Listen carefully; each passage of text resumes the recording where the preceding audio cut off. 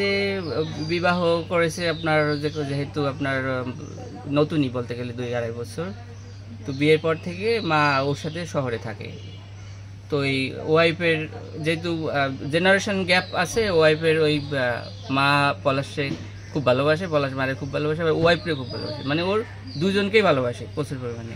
কিন্তু ওই ওয়াইফের ওই জিনিসটা পছন্দ ছিল না যে মাকে কেন বেশি ভালোবাসে। এই সাধারণ টুকটাক ছোটোখাটো ব্যাপারগুলো আমরা মাঝে মাঝে শুনতাম, আর এটাকে আমরা বেশি গুরুত্ব দিতাম না। ওই ওয়াইফ হচ্ছে আবার মানে প্রচণ্ড পরিমাণে রাগী, এই প্রায় ওই ঘর থেকে বেরোয় যেত, আবার ডেকে আনতো, কখনো আবার এই ঘুমের ওষুধ খাইতো। আবার এরকম ঘটনা কতদিন? এরকম ঘটনা বিয়ের 6-7 মাস পর থেকেই শুরু করছে টুকটাক। তো আমরা বুঝাইতাম, আবার ঠিক হইতো, এভাবে চলে। এগুলো আমরা কোনো গুরুত্ব দিতাম না, জানি যে বউ শাশুড়ি সম্পর্কগুলো এরকমই হয়। এখন ওর চাহিদা হচ্ছে যে মাকে পাঠাই দাও, এখন ও তো মাকে গ্রামে পাঠাবে না। এই নিয়ে ওয়াইফে যেহেতু ভালোবাসতো, ওয়াইফ দেখা যায় ওই চাপটা প্রয়োগ করতো প্রায়। তো এরকম সবসময়।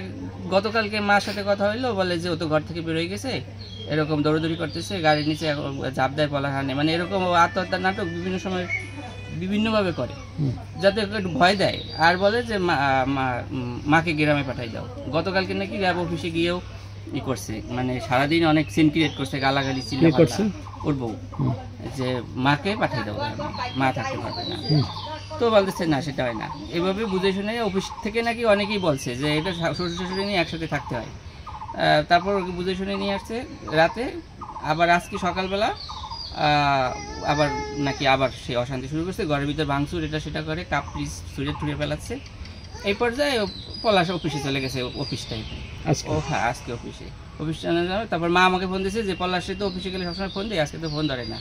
আমি বলছি যে ধরবে না, হয়তো ব্যস্ত আছে, কারণ ও একটা অপারেশনে গেছে, তো ফোন ধরে না কেন। আমি বলছি আচ্ছা ধরবে না, পরে দাও। এর ভিতরে এখান থেকে সেখান থেকে টুকটাক ফোন আসছে যে পলাশে কী হয়েছে। আমি ফোন দিচ্ছি, কেউ ফোনে ধরে না। এর ভিতরে একটা ফেসবুকে দেখলাম যে ওর রিভলভার দিয়ে যে গুলি করছে সেটার রক্তাক্ত লাশ। তখন অনেকটা আমরা শিওর হয়ে গেছি। আসতে অফিস থেকে ফোন দিল, গোপালগঞ্জ র্যাব অফিস থেকে ফোন দিল, মোটামুটি এখন শিওর 100% যে আত্মহত্যা করছে। এই প্ররোচনা, ওয়াইফের প্ররোচনা এখানে। এই এখন আমরা চাচ্ছি ও যাতে পালাই যেতে না পারে। ও আত্মহত্যা করার পর খুব মানে ঠান্ডা গলায় বলছে যে আমরা জানতে চাইছি যে আমার বড় ভাই যে পলাশ কয় ও সম্ভবত আত্মহত্যা করছে, এটা ঠান্ডা মাথায় বলে, ফোন রাখেন, ও সম্ভবত আত্মহত্যা করছে। এই তারপর শিওর হওয়ার জন্য এদিক সেদিক ফোন দিয়ে আমরা জানতে পারছি যে এই ভাই চলে গেছে। এটা ভোরবেলা মা বলতেছি কি যে আজকে তো আমাকে আর পলাশে মারছে।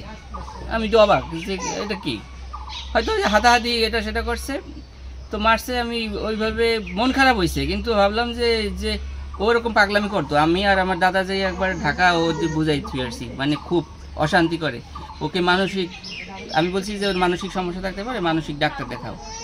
তো ওর একটাই চাহিদা যে মা থাকতে পারবে না, এই হচ্ছে মূল টার্গেট। এখন পলাশ মাকে ছাড়বে না, মা পলাশকে ছাড়বে না। ওর এখন এই অশান্তিগুলো হচ্ছে, ভাবছি অশান্তি করলে হয়তো মাকে গ্রামে পাঠাই দেবে। তো সকালবেলা আজকে বলছে যে ওয়াইফে হত্যা করছে, এবং দাদা ফোন দিয়েছে তুমি কি করছো, কি আমাকে হিট করছে, আমিও তাকে হিট করছি। ওই অপমান সহ্য করতে না পারি সাথে লাগে।